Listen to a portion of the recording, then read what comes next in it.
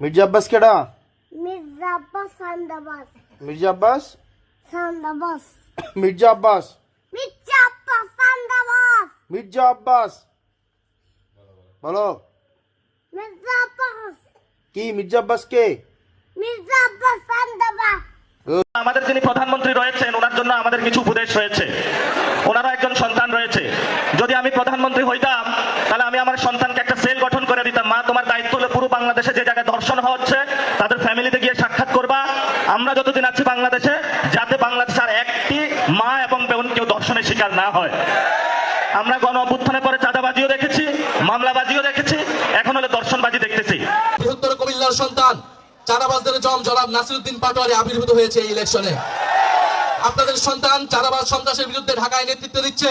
কুমিল্লাবাসীকেও চাঁদাবাজ সন্ত্রাসের বিরুদ্ধে এই কুমিল্লা থেকে প্রতিরোধ তৈরি করতে হবে ইনশাআল্লাহ।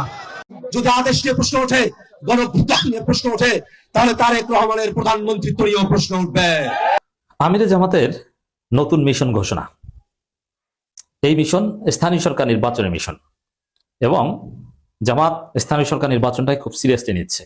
লাগামও দিছি। এই হ্যাঁ ভোট, গণভোটটা মনে করেন লাগাম, আর ওই যে জাতীয় ভোটটা মনে করেন পাগলা ঘোড়া। যে পাগলা ঘোড়া দাবড়াইছিল 16 বছর শেখ হাসিনা, সেই পাগলা ঘোড়া। কিন্তু সেই পাগলা ঘোড়ার জন্য হ্যাঁ ভোটের মাধ্যমে যে লাগামটা আপনাদের হাতে তুলে দিলাম, সেই লাগামটাকে আপনারা ফেলা দিলেন। এই পাগলা ঘোড়া নিয়ে কত দূর যাইতে পারবেন?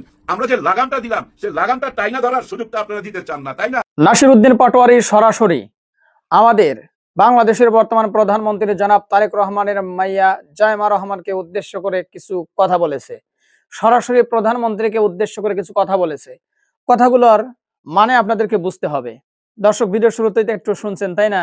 কথাগুলো যে বলেছে, কথাগুলোর মানে কিন্তু আছে, কথাগুলোর ব্যাখ্যা কিন্তু আছে। ব্যাখ্যাগুলো করতে গেলে ভাই কথা কিন্তু অনেক দূর দিয়ে যায়।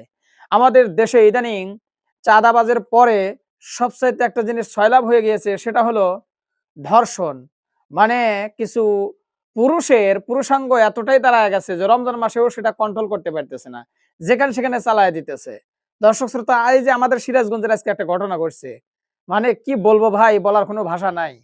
এ ছোট্ট ছোট্ট মাসুম বাচ্চাও কিন্তু দর্শন হচ্ছে কয়েকদিন, মানে শুনলাম আমরা, মানে অনেকগুলো। ভাই সিরাজগঞ্জ আজকে ঘটনা ঘটছে কি জানেন? ঠিক সকাল ভোরবেলা পানি আনার জন্য নদীতে গেছে একজন গৃহবধূ, এবং ওখানেই একজন মাঝি ওই গৃহবধূকে টান দিয়ে নিয়ে যায় একটা ঘাস খাতের মধ্যে শোয়াইয়া দর্শন করে দিছে, গলায় ছুরি ঠেকাইয়া, যে যদি চিৎকার করস, যদি কাউরে কিছু বলস, তাহলে কিন্তু জবাই করে ফেলামো। এই বর্তমানের অবস্থা ভাই। এই ধর্ষণে সয়লাভ হয়ে গেল। রমজান মাস একটা বরকতপূর্ণ মাস, মানুষকে আল্লাহ তাআলা গুনাহ মাফ করে দেয় এই রমজান মাসে। আর এই হালার হালাগারে নুনু বাচ্চা মনে করেন যে কোনো সময় দেখতেছে না, সবসময় খারাপ হয়ে আছে। রমজান মাসে ওরা ধর্ষণের জন্য প্রস্তুত হয়ে আছে। আরে ভাই, ধর্ষণের বিচার এভাবে করলে হবে না। ধর্ষণের বিচার কঠোরভাবে করতে হবে। ফাঁসি দেন না দেন, যদি ওদেরকে ফাঁসি না দিয়ে যাবজ্জীবন যদি কারাদণ্ড নাও দেন, আমি একটা কথা বলি, যারা ধর্ষণ করবে ওদের একটা শাস্তি দিয়ে দিলে ভালো হয়। ওদের কত পোকা আছে, এই পোকা থামানোর জন্য ও যেই জিনিসটা দাঁড় করে না, ওই জিনিসটা গোর ঘেঁষে অপারেশন করে কাটিয়ে ফালায়া দেন, আজীবন হাতে তালি দিয়ে খায়। ওদের আর মনে করেন যে পুরুষ হয়ে বেঁচে থাকার কোনো অধিকার নাই। ধর্ষণকারীরা এই কাজটা করলে আর কিচ্ছু লাগবে না ভাই। ওর ফাঁসি দিয়ে কি হবে? ফাঁসি দিলে তো ভাই মরে যাবে, ফাঁসি দিলে তো মরে যাবে। ও তো আর পরবর্তীতে কি হইলো না হলে জানবে না। ওরে বাঁচায় রাখেন, বাঁচায় রেখে ওরা এটা আইন করে মনে করেন গোর ঘেঁষে মনে করেন যে ওই যন্ত্রটা কাটিয়ে দেন। কেটে দেওয়ার পরে দেখবেন যে দাঁড়াইবে কিরে ভাই, কিছু তো নাই। ও শুধু হাতে তালি দিয়ে আবার চাল তুলে খাওয়া লাগবে গ্রামগঞ্জে যায়, মানুষের বাড়ি বাড়ি যায়, বিয়ে বাড়ি যায়। বোঝেন নাই কথা আমার? এরকম শাস্তি কিন্তু দেওয়া দরকার, তাইলে জাত হয়ে যাবে। দর্শক শ্রোতা, আর একটা কথা, এই যে চাঁদাবাজির বিরুদ্ধে কথা বলতে গিয়ে ভিডিওর শুরুতেই যে ভিডিওটি আপনারা দেখেছেন, হাসনাত আব্দুল্লাহ ছোট্ট একটা বাচ্চাকে বলতেছে চাঁদাবাজকে, বাচ্চা বলতেছে মির্জা আব্বাস। দর্শক, বুঝলাম না, এতদিন নাসিরউদ্দিন পাটোয়ারি মির্জা আব্বাসের ঘুম হারাম করে দিয়েছিল, অবশেষে কিন্তু আমাদের কিংবদন্তি আমাদের ক্যাপ্টেন হাসনাত আব্দুল্লাহ কিন্তু তার ঘুমের মধ্যে ব্যাঘাত ঘটানো শুরু করে দিয়েছে। অর্থাৎ এক কথা যেটা আমরা বুঝতে পারছি, অভ্যুত্থানের যে সমস্ত এনসিপি নেতা কর্মীরা রয়েছে, অভ্যুত্থানের যে সমস্ত শিক্ষার্থীরা রয়েছে, জুলাই যোদ্ধারা রয়েছে, তারা একটাই দাবি, সেটা হলো যেটা শুরু করেছে যে চাঁদাবাজদের ঘুম হারাম করে দিবে। এই নতুন বাংলাদেশে আর চাঁদাবাজি করতে দিবে না, এটা আমরা অলরেডি বুঝে ফেলাইছি। যাই হোক দর্শক শ্রোতা, কথা বাড়াবো না। ভিডিও শুরুতে যেহেতু ভিডিওগুলো দেখেছেন, এখন বিস্তারিত দেখতে চলেছেন। সবাইকে বলবো একটু ধৈর্য সহকারে দেখবেন, মনোযোগ সহকারে দেখবেন, ভিডিও শেষ পর্যন্ত দেখবেন। অনেক চমক রয়েছে আজকের ভিডিওর ভিতরে। তো চলুন তাহলে কথা না বাড়াই, একটা লাইক দিয়ে সবগুলো ভিডিওর বিস্তারিত আলোচনা শুনে আসি। ইরানকে সাপোর্ট করতেছে সবাই, করা উচিত, কিন্তু সরকার কি সাপোর্ট দিচ্ছে ইরানকে? না, চুপচাপ। বিরোধী দল থেকে দু একজন দেখলাম খুব প্রতিবাদ করতেছে আমেরিকার বিরুদ্ধে, ইরানকে সাপোর্ট করে। কিন্তু এটা কি করা উচিত না চুপ থাকা উচিত? আমার হিসাবে চুপ থাকা উচিত। বলেন তো কেন? দেখেন, ইরান তো আমেরিকাতে আক্রমণ করতে পারছে না, করতেছে কোথায়? আমেরিকান ঘাঁটিগুলা যেখানে যেখানে আছে, মানে আরব দেশে যেখানে যেখানে ঘাঁটি বানাইছে সেখানে সেখানে আক্রমণ করতেছে, আর ইসরায়েলি আক্রমণ করতেছে। এখন এই আরব দেশে যে আক্রমণ করতেছে, এই আরব দেশে কারা বসবাস করে? আরাবিয়ানরা বসবাস করে, আর আমাদের প্রবাসী ভাই বোনেরা ওইখানে বসবাস করে। সেটাও তো মাথায় রাখতে হবে। এখন ওনারা আমেরিকার সাথে বন্ধুত্ব করে ঘাঁটি বানাইতে দিছে, এটা ওনাদের ব্যাপার। এখন আমরা যদি সাপোর্ট দেই ইরানকে, এই যুদ্ধ তো একটা দিন শেষ হবে, আজ হোক কাল হোক শেষ হবে। তো শেষ হওয়ার পর এই দেশগুলা, মানে এই আরব দেশগুলা যদি বলে যে তোমাদের দেশ থেকে ইরানকে সাপোর্ট দিছে, উৎসাহ দিছে আমাদের দেশে বোম ফালাইবার জন্য, মানে ওই আমেরিকান ঘাঁটিতে বোম ফালাইবার জন্য, আমাদের ক্ষতিতে তারা আনন্দ করছে, উৎসব করছে, তোমরা আমাদের দেশে থাকতে পারবে না, এরকম একটা সিদ্ধান্ত যদি নিয়ে নেয় মোটা মাথা, তো তখন কি করবেন? এগুলা সরকারকে ভাবতে হয়, বিরোধী দলকেও ভাবতে হবে। হ্যাঁ, এগুলা ভাবতে হবে। লক্ষ লক্ষ প্রবাসী ভাই বোনেরা এই দেশগুলাতে আছে।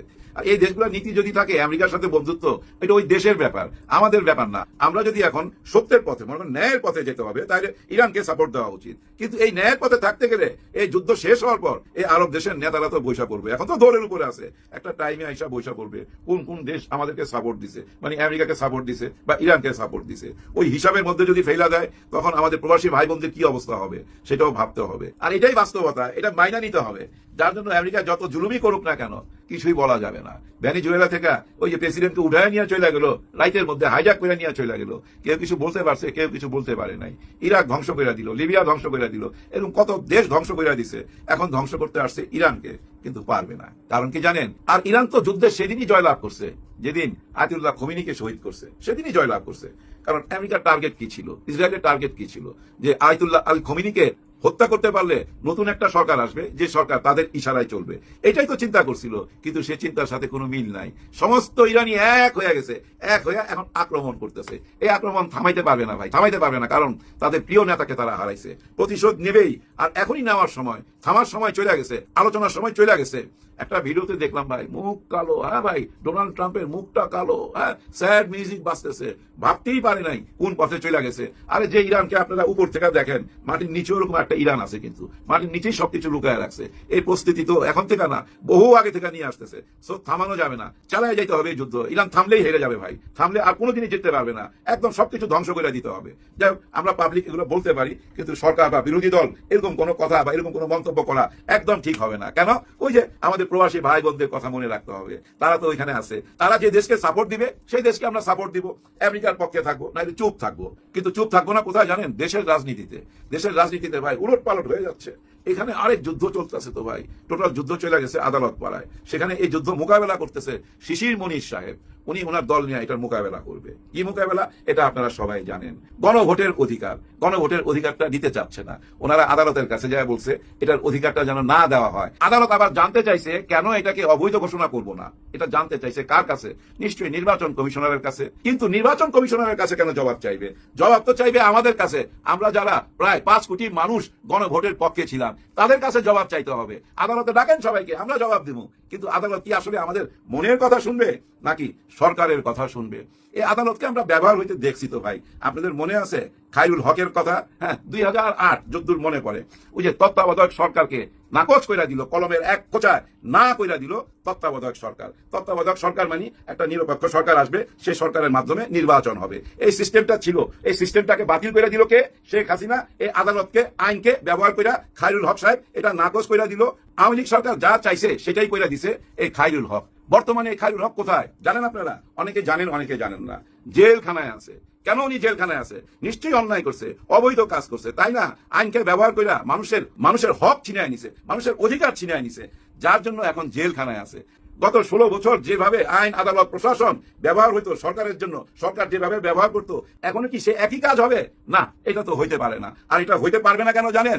দেওয়ালের মতো, একদম চীনের প্রাচীরের মতো দাঁড়ায় গেছে শিশির মনীষ সাহেব, ব্যারিস্টার শাহরিয়ার কবির সাহেব, আরো 6 জন আছে ব্যারিস্টার, সবাই চীনের প্রাচীরের মতো দাঁড়ায় গেছে। ওনারা মোকাবেলা করবে। শিশির মনীষ সাহেব অলরেডি বইলা দিছে, গণভোট যদি অবৈধ হয় তাহলে জাতীয় নির্বাচন সেটাও অবৈধ ঘোষণা করতে হবে। ঠিকই বলছে না? যাই হোক, আদালতের এই মোকাবেলা আমরা দেখার অপেক্ষা রইলাম। আশা করি আদালতেই সেটার মীমাংসা হবে। হ্যাঁ, আদালতেই সেটার মীমাংসা হবে। আর জনাব চুপ্পু সাহেব মানে মহামান্য রাষ্ট্রপতি চুপ্পু সাহেব মনে হচ্ছে 12 তারিখে উনি ভাষণ দিবেন। কারণ একটু আগে দেখলাম কোন এক বড় নেতা উনি বলতেছে এই সংবিধান মাইনাই রাষ্ট্রপতিকে রাখা হবে। তার মানে কি এই সংবিধানে তো রাষ্ট্রপতির বৈধতা আছে 2028 সাল পর্যন্ত, ওই পর্যন্তই মনে হয় থাকবেন জনাব চুপ্পু সাহেব। 72-এর সংবিধান নিয়েই মেইন প্রবলেম, বুঝছেন? 72-এর সংবিধানটাকে চেঞ্জ করতে দিবে না, ওইটা রাখতেই হবে। 24-এর সংস্কারের মধ্য দিয়া এই সংবিধানকে একটু উলট পালট করে যে নতুন সংবিধান হওয়ার কথা, যে নতুন স্বপ্ন আমাদেরকে দেখাইছে এবং যেটা হ্যাঁ না ভোটের মধ্যে দিয়া গণভোট পাস হয়ে গেছে, হ্যাঁ ভোট পাস হয়ে গেছে, সেটাকে এখন অবৈধ ঘোষণা করার জন্য যে পায়তারা চলতেছে এবং আদালতের কাঁধে বন্দুক রাইখা যেভাবে স্বীকার করার চেষ্টা করতেছে, এটা দেশকে অস্থিরতার দিকে নিয়ে যাবে। ওই একই কাজ করছিল তো ভাই গত সরকার, মানুষের মনের কথা বুঝতে চাইতো না, নিজের মন যা চাইতো সেটাই করতো, অথবা পার্শ্ববর্তী দেশ থেকে যেভাবে বইলা দেওয়া হইতো সেভাবেই কাজ করতো। এখন আপনাদেরকে কে কি বইলা দিতেছে, কে কি শিখাই দিতেছে, কারো কথাই কি আপনারা চলতেছেন না নিজেরাই এরকম করতেছেন? আসলে আপনাদের মনের মধ্যে কি আছে কিছুই বোঝা যাচ্ছে না। সবকিছুর জন্য অপেক্ষা করতে হবে, সময় বইলা দিবে। তবে একটা কথা শুধু বইলা যাইতে চাই, আমি আপনাকে বিশ্বাস করছি, হ্যাঁ আমি আপনাকে বিশ্বাস করছি, এটা আমার কোনো প্রবলেম না, কারণ আমি তো বিশ্বাস করছি। আপনি বেইমানি করছেন সেটা আপনার প্রবলেম। আমরা হ্যাঁ ভোটও দিছি, আবার জাতীয় ভোটও দিছি। তার মানে কি জানেন, আমরা একটা ঘোড়া দিছি এবং ঘোড়ার লাগামও দিছি। এই হ্যাঁ ভোট গণভোটটা মনে করেন লাগাম, আর ওই যে জাতীয় ভোটটা মনে করেন পাগলা ঘোড়া। যে পাগলা ঘোড়া দাবলাইছিল 16 বছর শেখ হাসিনা, সেই পাগলা ঘোড়া। কিন্তু সেই পাগলা ঘোড়ার জন্য হ্যাঁ ভোটের মাধ্যমে যে লাগামটা আপনাদের হাতে তুলে দিলাম, সেই লাগামটাকে আপনারা ফেলা দিলেন। এই পাগলা ঘোড়া নিয়ে কত দূর যাইতে পারবেন? আমরা যে লাগামটা দিলাম, সেই লাগামটা টাইনা ধরার সুযোগটা আপনারা দিতে চান না, তাই না? লাগামটা নিতে চায় না। হ্যাঁ ভোট মানে লাগাম টাইনা যদি ধরে জনগণ, সেই সুযোগটা আর দিতে চায় না। কারণ যত কিছু ভাই সংস্কার হয়েছে, এই সংস্কারের মধ্যে জনগণকে অধিকার দিয়ে গেছে, এই দেশের মালিক বানায় দিয়ে গেছে জনগণকে। ওই সংস্কারের মধ্যে ঢোকার সঙ্গে সঙ্গে 72-এর ওই সংবিধান, যে সংবিধান এই দেশে বারবার ফ্যাসিবাদ জন্ম দিছে, বারবার ফ্যাসিবাদ, যতগুলো সরকার আইছে তাকায় দেখেন বারবার ফ্যাসিবাদের জন্ম হয়েছে। ওই ফ্যাসিবাদের কবর দেওয়ার জন্যই তো হ্যাঁ ভোট দিলাম, গণভোট দিলাম এবং নতুন একটা বাংলাদেশ চাইলাম। জুলাই পর তো একটা নতুন বাংলাদেশ হওয়ার দরকার, কিন্তু আপনারা জুলাইটাকে স্বীকৃতি দিবেন না। কারণ এই জন্যই দিবেন না, আপনাদের ওই একটাই সম্বল 71-এর ওই স্বাধীনতার পক্ষে, আর ওরা রাজাকার। 24-এর স্বীকৃতি চলে আসলে আর তো রাজাকার বলার সুযোগ থাকে না, যার জন্য 24-কে স্বীকৃতি দেওয়া যাবে না। এই তো মূল পরিকল্পনা। ওই আগে সংবিধান মাইনা ওইভাবেই চলবেন, লাগাম টাইনা ধরার সুযোগ দিবেন না, তা কি হয়? আমিরে জামাতের নতুন মিশন ঘোষণা। এই মিশন স্থানীয় সরকার নির্বাচনের মিশন, এবং জামাত স্থানীয় সরকার নির্বাচনটাকে খুব সিরিয়াসলি নিচ্ছে। এই জায়গায় এবার আর জামাতের সাথে বিএনপি সম্ভবত পারবে না, এবার জামাত জিতবে। স্থানীয় সরকার নির্বাচনে অধিকাংশ জায়গায় জামাত জিতবে, ইটস মাই প্রেডিকশন। কারণ এখানে কয়েকটা বিষয় আছে দেখেন। প্রথম কথা হচ্ছে যে জাতীয় নির্বাচনের যে ইলেকশন ইঞ্জিনিয়ারিং, এই ইলেকশন ইঞ্জিনিয়ারিং জামাতও কিন্তু মেনে নিয়েছে। জামাতের সাথে বিএনপির বিষয়ে চুক্তি আছে, আন্ডারস্ট্যান্ডিং আছে যে আমরা ক্ষমতায় আসি, ইঞ্জিনিয়ারিংটা মেনে নেন। এমনকি তারেক রহমানও কিন্তু জিততে পারেনি ঢাকা 17 আসনে, SM খালেদুজ্জামান জিতেছে। অতএব ওখানে আমিরে জামাত এটা মেনে নিয়েছেন যে তারেক রহমানকে জিতিয়ে দেওয়া হোক, থাক, এটা নিয়ে আমরা ঝামেলা না করি, একটা আন্ডারস্ট্যান্ডিং আছে।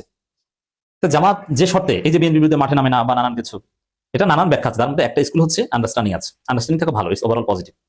কিন্তু আন্ডারস্ট্যান্ডিং বেশি দিন টিকবে না, এটা ভেঙে চুরে চুরমার হয়ে রাজপথে ঘোরাবে, এটা আমি নিশ্চিতভাবে বলছি। সে আন্ডারস্ট্যান্ডিং একটা হচ্ছে যে ক্ষমতায় বাবা আমরা আসি, ইঞ্জিনিয়ারিং হলো। ওই যে যখন ইঞ্জিনিয়ারিং স্পষ্ট হয়ে গেল, আমিরে জামাত চুপচাপ রাতে গভীর রাত সংবাদ সম্মেলনে মেনে নিয়ে চলে গেলেন, ফলাফল মেনে নিয়ে। তো সেখানে আমিরে জামাত ডাক্তার শফিকুর রহমান যে চুক্তিতে আছেন তার মধ্যে একটা হচ্ছে, ঠিক আছে এখানে অনেক মহাশক্তি ডিপ স্টেট বা অনেক বিরাট কিছু আছে, এখানে তো কিছু করার থাকলো না, কারচুপি হলেও মেনে নিতে বাধ্য হয়েছে, কারচুপির বিরুদ্ধে রাজপথে নামতে পারলাম না, কিন্তু স্থানীয় সরকার নির্বাচনটা যেন সুষ্ঠু হয়, ওইটা আমরা জিতলে ওইখানে হারাতে পারবো না, এরকম একটা কথা ছিল। তার অংশ হিসাবে আগামী স্থানীয় সরকার নির্বাচনে হয়তোবা যদি বিএনপি একদম আওয়ামী লীগের মতো হয়ে না যায় তাহলে ফেয়ার হবে, আর ফেয়ার হলে অধিকাংশ জায়গায় জামাত জিতবে। স্থানীয় সরকারের বডিগুলোর 60% জায়গায় জামাত জিতবে। বড় বড় সিটি কর্পোরেশন নির্বাচনে ঢাকার উত্তর দক্ষিণ দুই জায়গায় একটাই জামাত জিতবে। সিলেট, খুলনা, বরিশাল হয়তো বিএনপি জিতবে, ফেয়ার ইলেকশনে জিতবে। রংপুরে জামাত জিতবে, খুলনায় জামাত জিততে পারে। সিলেটে জামাত বিএনপি কাছাকাছি, তীব্র প্রতিদ্বন্দ্বিতা হবে। এখানে জোটের মেকানিজম বা আওয়ামী লীগ কোন দিকে ভোট দেয় এটার উপর অনেক কিছু নির্ভর করবে। এরকম আরো অনেক জায়গায় জামাত জিতবে, এবং ইউনিয়ন পরিষদের চেয়ারম্যান সবচেয়ে বেশি হবে জামাতের। পৌরসভা মেয়র অনেক জায়গায় জামাত জিতবে, অনেক জায়গায় বিএনপি জিতবে। উপজেলা চেয়ারম্যান জামাতের বেশি হবে। তো ওভারঅল 60% জায়গায় জামাত জিতবে। ভোটের যে সমীকরণ সেটাই বলে, কারণ জাতীয় নির্বাচনে আওয়ামী লীগের ভোট পেয়েছিল বিএনপি, কিন্তু স্থানীয় সরকার নির্বাচনে আওয়ামী লীগ আলাদাভাবে নির্বাচন করবে, অল্প ভোট পেল, তো সেখানে আওয়ামী লীগের ভোটটা পাবে না, নাম্বার 1। দ্বিতীয় হচ্ছে ক্ষমতা আসার পর সরকারের জনপ্রিয়তা কমেছে, তারা এখন ট্যাক্স বাড়ানোর ঘোষণা দেয়, লোডশেডিং করার ঘোষণা দেয়, দেশের আইন শৃঙ্খলা পরিস্থিতির ভয়ানক অবনতি, মানে একটা খারাপ একটা অবস্থা, দ্রব্যমূল্যের ভয়ানক ঊর্ধ্বগতি। এতে বিএনপির প্রতি মানুষ ক্ষুব্ধ, এবং বিএনপির যে সন্ত্রাস, চাঁদাবাজি, এগুলোতে মানুষ অদিষ্ট, এবং মানুষ অলরেডি আক্ষেপ করছে যে না, জামাতকেই ভোট দেওয়া উচিত ছিল। যার ফলে জামাত স্থানীয় সরকার নির্বাচনে ভালো করবে, এতে কোনো সন্দেহ নেই। এই জন্য আমির জামাত অত্যন্ত আত্মবিশ্বাসের সাথে তার নতুন এই মিশন ঘোষণা দিয়েছেন। আমির জামাত বলছেন, আমাদের দ্বিতীয় লড়াই শুরু হবে স্থানীয় সরকার নির্বাচন। এটাকে লড়াই হিসেবে আখ্যায়িত করেছেন। এর মানে স্থানীয় সরকার নির্বাচনকে জামাত খুব সিরিয়াসলি নিচ্ছে, এবং জামাতের প্রত্যেকটা ইউনিট এখন স্থানীয় সরকারের নির্বাচনের দিকে জোরালোভাবে মনোনিবেশ করছে এবং সিরিয়াসলি কাজ করছে। তারা অতি সূক্ষ্মভাবে প্রার্থী সিলেক্ট করছে, এবং জামাতের জাতীয় নির্বাচনে ভালো করার চাইতে স্থানীয় সরকার নির্বাচনে ভালো করার ইতিহাস অনেক পুরনো। জামাত বরাবরই জাতীয় নির্বাচনের চাইতে স্থানীয় সরকার নির্বাচনে ভালো করে, কারণ জাতীয় নির্বাচনে অনেক মেকানিজম থাকে, এবং জাতীয় নির্বাচনে ভালো পারফরমেন্স দেখানো কঠিন। কিন্তু স্থানীয় সরকার নির্বাচনে যা সৎ মানুষ, এটাই ভালো, আর কিছু লাগে না। স্থানীয় যা বেশি বরাদ্দ, কাজটা জানা লাগে না, এমনি বৈধভাবে যে কমন বরাদ্দ পাই, ওইটি যদি চুরি না করে জনগণের কাছে দেয়, এটাই জনগণ খুশি হয়। এবং জনগণ চায় আমার চেয়ারম্যান মেম্বার হবে এমন লোক যাকে আমি সুখে দুঃখে কাছে পাবো, যে টাকাকে সালিশি করবে না, যে সত্য কথা বলবে, যে সৎ রায় দিবে, যার সাথে আমি মন খুলে আমার দুঃখ শেয়ার করতে পারবো। এটা তো অনলি জামাতের মাধ্যমে সম্ভব। যার ফলে জামাতের লোকজন যেখানে স্থানীয় সরকার নির্বাচনের প্রতিনিধি নির্বাচিত হয়, তারা বারবার হতেই থাকে, কারণ তারা এক টাকাও চুরি করে না। দেখা যায় যে জামাতের যিনি চেয়ারম্যান হয়েছেন, যিনি উপজেলা চেয়ারম্যান হয়েছেন, তার টাকা কমেছে, তার ইনকাম কমে, তার ইনকাম বাড়ে না। এই জন্য এমনকি 2014 সালের স্থানীয় সরকার নির্বাচনে আপনাদের মনে আছে, বিএনপির চাইতে বেশি উপজেলা চেয়ারম্যান জিতেছিল, মানে ভোট বেশি পেয়েছিল জামাত, বেশি, এবং প্রায় 35টার মতো উপজেলা চেয়ারম্যান, মহিলা ভাইস চেয়ারম্যান বা ভাইস চেয়ারম্যান, এগুলো জামাতের আরো বেশি ছিল। এটা সম্ভব হয়েছিল 2014 সালে, সেই কঠিন সময়। আর এখন তো জামাত অনেক বড় কিছু, 14 সালের চাইতে কয়েক গুণ বড় জামাত, এখানে ভালো করবে, ডেফিনেটলি ভালো করবে। তো আমির জামাত এটাকে যেহেতু লড়াই হিসেবে আখ্যায়িত করেছেন, এটাকে নতুন মিশন বলা যায়, এবং জামাত এই মিশনে নেমেছে। এবং এখানে আর জাতীয় নির্বাচনে কিভাবে কি কারচুপি করে, কোন সময় ভোট ফলাফল পাল্টে দেয়, জামাতের ওভারঅল দুর্বলতা কি ছিল, এটা জামাত পর্যালোচনা করেছে। যার ফলে এবার এই ভুলগুলো জামাত করবে না, যার ফলে আরো ভালো করবে ডেফিনেটলি বাংলাদেশ। আর যদি বিএনপি ফেসিবাদ কায়েম করে, আওয়ামী লীগের মতো ভোট চুরি করে, তাহলে হিসাব আলাদা। বাংলাদেশ জামাত ইসলামের আমির ডাক্তার শফিকুর রহমান বলেছেন, এবারে নির্বাচনে আমাদের 3টি লাভ হয়েছে। এক, এই প্রথম জামাত ইসলামের নেতৃত্বে একটি অর্থবহ ঐক্য হয়েছে। এর আগে আমরা অন্যের নেতৃত্বে ঐক্য করেছিলাম, এবার আমাদের নেতৃত্বে হয়েছে। হ্যাঁ, জামাতের নেতৃত্ব ঐক্য হয়েছে, এটাকে আপনার বলতে হবে। এটা স্বাভাবিক, চরমোনাই নাই, এই জন্য জামাতের নেতৃত্ব ঐক্য হয়েছে এটা বলা যাচ্ছে না। চরমোনাই বলতে না, আমাদের নেতৃত্ব হয়েছে, আমাদের 143টি গ্রেড ছিল। 2, এই প্রথম আল্লাহ আমাদের প্রধান বিরোধী দলের দায়িত্ব প্রদান করেছেন। তৃতীয় লাভ হলো, আমরা 6টা শক্তির বিরুদ্ধে সমান্তরাল লড়াই করেছি। 6টা শক্তি কি, নাম বলছি না, 6টা শক্তি বলবো আমি: আওয়ামী লীগ, বিএনপি, ভারত, যুক্তরাষ্ট্র, মিডিয়া, ডিপ স্টেট। এই 6টা শক্তির ব্যাখ্যা নিয়ে অনেকে ফেসবুকে লেখালেখি করছেন, তা আমি বলে দিলাম। আবারও বলছি, আওয়ামী লীগ, বিএনপি, ভারত, যুক্তরাষ্ট্র, মিডিয়া, ডিপ স্টেট, এই 6 শক্তির বিরুদ্ধে জামাত লড়াই করেছে। তারপরও যা করেছে, এবং 6 শক্তি সম্মিলিত শক্তি কতটুকু তা আমরা বুঝে গেছি। অতএব এবার যেহেতু বুঝে গেছে, স্থানীয় সরকার নির্বাচনে এই 6 শক্তির ফাঁক ফোকর সব আটকে দিচ্ছে জামাত ক্ষমতা যাবে, ক্ষমতা যাওয়ার যোগ্য। অধিকাংশ মানুষ জামাতকে পছন্দ করে, এটাই সত্য। তবে আওয়ামী ভোটের সমীকরণে বিএনপির সংখ্যাটা বেড়ে গেছে।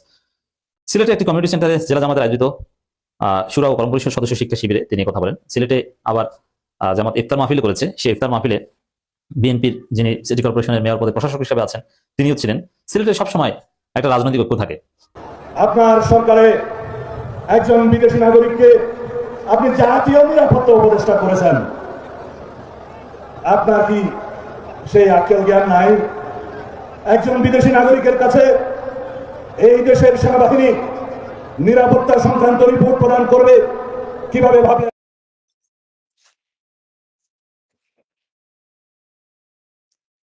সালাউদ্দিন 9 বছরে তার অর্জন কি? ভারতে থেকেছে। কারো কাছে সরকারিভাবে ওকে বাংলাদেশে কেউ ইন্টারোগেট করে দেখেছে যে ও ভারতীয় এই মুহূর্তে নাগরিক কিনা? তারেক রহমানের কাছে সে কি বলেছে যে আপনি আপনার ব্রিটিশ পাসপোর্ট কি সারেন্ডার করছেন? এখন ও বলছে আপনার কি জ্ঞান নাই? কি বলছে? ইউনূসের জ্ঞান নাই? এই কথাটা বলার যোগ্যতা কি আসলে সালাউদ্দিনের ছিল বা আছে? যে মানুষ জিয়া অরফানেজ ট্রাস্ট, যেই মামলায় বেগম জিয়া হাজতে গেছে, এই টাকাটা সরাইছে, ডানের থেকে বায়ে নিছে, টাকাটা হারাইয়া যায় না। এই সালাউদ্দিন ওখান থেকে উঠাইয়া তার ব্যবসায় খাটাইয়া প্রফিট করছে। এই সালাউদ্দিন প্রফিট করার জন্য যদি টাকাটা না সরাইতো, তাহলে জিয়া অরফানেজ ট্রাস্টের নামে কোনো মামলা হইতো না, বেগম জিয়াকে হাজতে নেয়ার কোনো রাস্তাও থাকতো না। এখন বেগম জিয়া এই মামলার সময় এই কথাটা বলে নাই যে আমি যখন প্রধানমন্ত্রী ছিলাম এই টাকাটা কামাল উদ্দিন সাইন করছে এবং এর সাথে সালাউদ্দিন জড়িত, এটা বলে নাই। কারণ খালেদা জিয়ার এই সালাউদ্দিনের বউ সে জানে খালেদা জিয়ার কেমন আত্মীয়, বইনের মাইয়া, ভাইয়ের মাইয়া, চাচতো ভাইয়ের মাইয়া, এই বেটির নাম হাসিনা। এখন সালাউদ্দিনের মতো লোক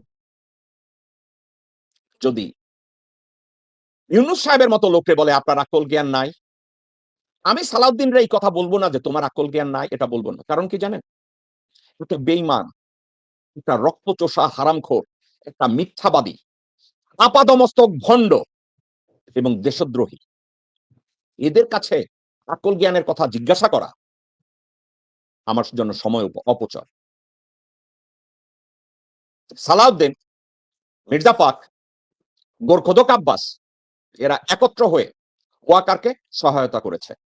ডক্টর মোহাম্মদ ইউনূসের প্রত্যেক কর্মকাণ্ডে তারা বাধা দিয়েছে, প্রত্যেকটা কর্মকাণ্ডকে তারা প্রশ্নবিদ্ধ করেছে।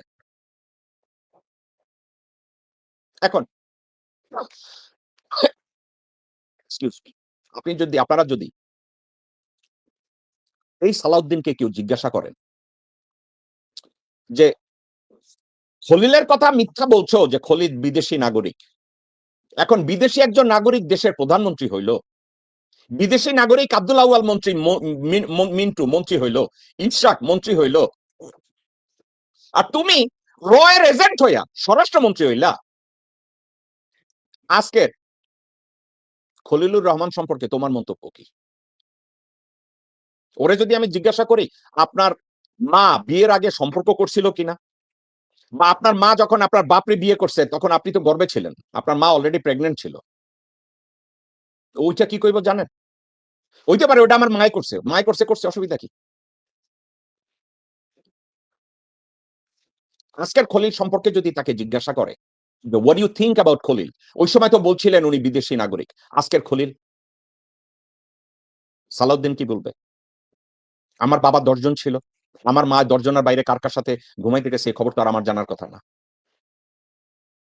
কিন্তু আমি মনে করি এর কোনোটাই বলবে না, কারণ এই সালাউদ্দিন পিছনে বসে বলবে আরেক জিয়া একটা বলদ, অতন আকল জ্ঞান নাই, সে কি করছে এর দায়িত্ব আমার না। সালাউদ্দিন তাই বলবে।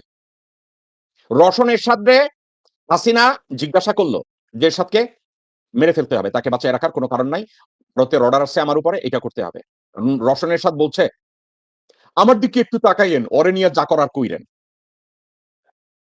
আপনারা ঠিক শুনছেন, রওশন এরশাদ হাসিনাকে বলছে আমার দিকে একটু খেয়াল রাখেন, ওরে নিয়ে আপনার যা খুশি করেন।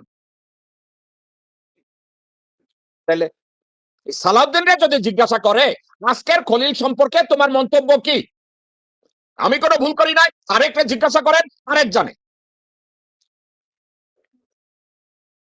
তাহলে সার্বিক পরিস্থিতি আরেক খলিল, এটা গেল। এখন খলিল যদি তখন বিদেশি নাগরিক হয়, ইমানের সাথে দুইটা প্রবলেম সে সলভ করতে চাইছে। এক, রোহিঙ্গা সমস্যা, এই রোহিঙ্গা সমস্যার সমাধান আপনি মনে করেন এই তারেক রহমানের দিয়ে হবে? লিখিত নেন, লিখিত নেন।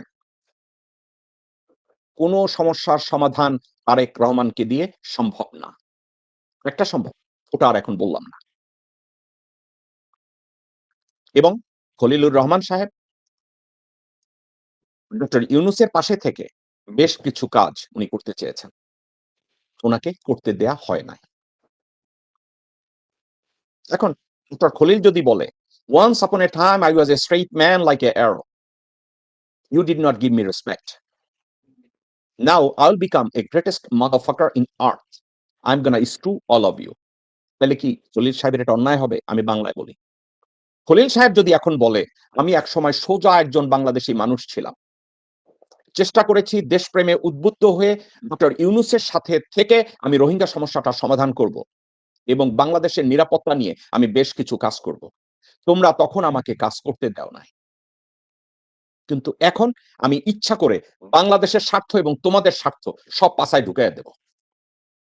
দর্শক, আশা করি সবগুলো ভিডিওই দেখেছেন এবং ভিডিওর মানে আলোচনাগুলো আপনারা মনোযোগ সহকারে শুনছেন। তো অবশ্যই এবার আপনাদের মূল্যবান মতামত জানিয়ে দিন, পারলে ভিডিওটি শেয়ার করে সবাই দেখার সুযোগ করে দিন। আর আমাদের চ্যানেলে যদি আপনারা নতুন হয়ে থাকেন, প্রতিনিয়ত এই ধরনের আপডেট গরম গরম খবর পেতে আমাদের এই চ্যানেলটি সাবস্ক্রাইব করে আমাদের সাথে থাকুন। যারা ইতিমধ্যে সাবস্ক্রাইব করেছেন সবাইকে ধন্যবাদ জানিয়ে ভিডিওটি এখানে শেষ করছি। দেখা হবে নতুন কোনো ভিডিওতে, সে পর্যন্ত সবাই ভালো থাকবেন, সুস্থ থাকবেন। আল্লাহ হাফেজ।